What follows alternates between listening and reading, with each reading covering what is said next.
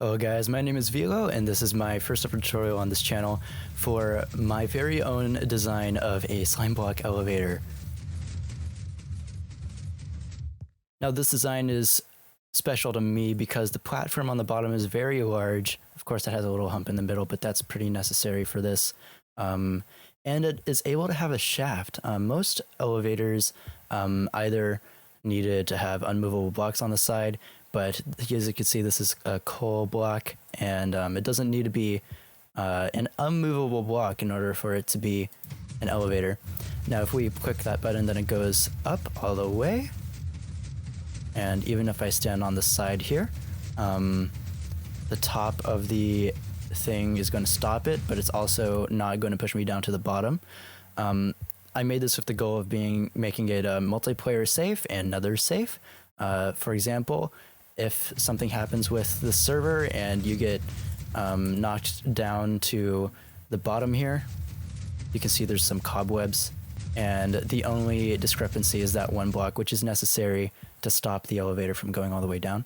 But anyways, if we make it go back up, then you can see that that is how big the elevator is, and you get knocked all the way down here, and the cobwebs negate your fall damage, preventing you from losing most of your items, unless a few actually land on this obsidian block. But I trust people enough to not fall in that obsidian block, especially if you're riding an elevator. Who's going to stand on this single block here? Like, honestly. So the way that this works is I have a call button from the top and the bottom. So if it was at the top, then I could press this button, and it looks like that actually works for the bottom as well. I haven't actually tried that, but this button is supposed to call it from the top, and then it'll come all the way back down. And let me just demonstrate that real quick. Yes, it does come all the way back down. And the reason why we are able to have a shaft on this one is because none of the slime blocks are touching any of the border blocks of the platform. Now this is a issue with the slime block elevator that is only 2x3 like that, because there's slime blocks on the side. It's going to I guess prevent it from going all the way up if there are movable blocks on the side, because slime blocks cannot push enough blocks, and then it stops the pistons from moving. So to start off this build, you're going to want to have a platform of any Y level. It doesn't matter how tall it is, as long as it's kind of flat in this big enough space. Now you want to dig out a 3x2 block, and then 2 blocks on the side like that, and directly underneath this, it'll be actually 1, 2, 3, 4, 5 meters beneath the top of the surface. You're going to want to dig a hole in a similar fashion, except you're going to empty out these blocks as well, and then these 2 blocks as well, and put an obsidian or some other unmovable block right there to prevent the observer that we're going to be building from going all the way downward and pushing out blocks underneath it. And if you are in the Nether, then you will want to have some cobwebs on every single block that's available, except for the obsidian, of course, because we cannot have water inside of the Nether, so this is the only way that you can negate fall damage. But if you are in the overworld, then you do not need these cobwebs. Let me get rid of these real quick. And then you'll just want to place 2 blocks like that, and then a corner brace for the water to be flowing down and flowing throughout the whole entire bottom of this elevator section. Alright, for this next part, you might want to delete this cobweb for now. Now, we're going to start off with 2 blocks at the bottom in the middle right here on our platform. Whoops, okay, and after that we're going to put an observer facing inwards on the obsidian block. After that, 2 slime blocks, and on top of the slime blocks, one next to the observer is going to be facing up on top of the slime block, and yeah, it's going to be on that one. Then the other one is going to be facing downwards. Now we can place the other cobweb if we want to. Okay, after that you want to have 2 slime blocks on top of those 2 pistons, then go 2 meters over and place another observer facing in. Now these 2 observers are powering these 2 sticky pistons, and this is a pretty basic flying machine. But we're going to make one simple modification to it, and that's going to be that we have 2 blocks on top of this observer, just like this. And then after that, we're going to be putting another sticky piston that's being powered by this observer on top of this slime block. And after that, we can place down our slime blocks on top of that and make a platform of our choosing. We're going to be using quartz because it's different and it looks pretty fancy. Now, I don't use trapdoors or carpets on these two blocks because when you are falling down, you will be able to bounce on it and you might be taking fall damage eventually. So I just like to use the slabs, and I built this design around using slabs because they do not allow you to bounce on them, but they do not hinder your movement like a full block would. I was going to try daylight sensors, but apparently they are unmovable in accordance to pistons, so I don't know why they made that, but I guess that's what we need to do for now. Now for the part that actually actuates this design, I put an obsidian block on top so it doesn't actually do it, because doing anything in front of these observers will trigger the design. So you want to have any block right here, then another one right diagonal to it. After that, an observer facing downwards, like so, and a piece of redstone on top of that, and a piece of redstone on top of that. Now we need a way of powering this redstone to be updated, and that's going to be activating this design. So what I did on my other side here was I used an actual a piston, sticky piston, and I placed it downwards like that, and placed the redstone block like that. It doesn't matter if it's powered or unpowered. It just needs to change or update its power signal, its block state.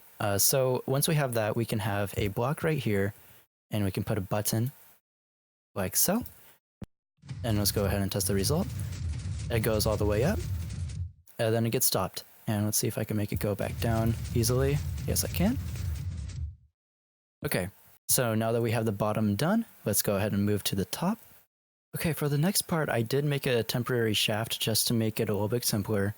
But I did do the right side just to kind of have a reference if you wanted to look at it complete right now, then this is how you're supposed to make it. Other than that, then let's move on to the other side, and let's go ahead and start by placing 2 end rods right here, and we're going to go 2 blocks down from where we have our top platform and erase that block. Now you want to have an observer facing outwards, and after that a slab, or just whatever block, actually, it doesn't matter. And on that slab you want to have a repeater with that timing, I don't know what it is, I think it's 2 ticks. Then put a redstone torch on top of this, 1 block of whatever you want, and then after that, go ahead and place 2 upper half slabs like this so that you can power it like that. Now after that, you want to have 2 sticky pistons coming out from this redstone and from that block, and that's what's going to be triggering these 2 end rods, or 4 end rods to be exact, to come back out and then back in, with pushing the player back inside, while also stopping the elevator. Now the reason that we have this design is that if we have regular blocks here, then it would actually make the player be trapped inside of that, and then they will not be able to get out, or they would actually be pushed down directly all the way down to the bottom, and we do not want that with the amount of platform that we have here.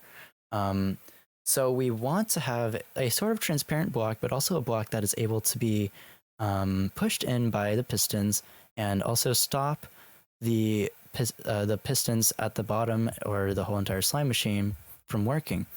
And that's because we engage the sort of piston block limit by doing these 2 end rods here, and so it cannot move any higher than it stops this machine.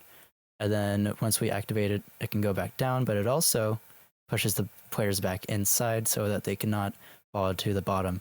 Now if we test this out real quick, we can press down this button, and then we can stand on the side and not have to worry, because it'll just retract and then push back in, like so.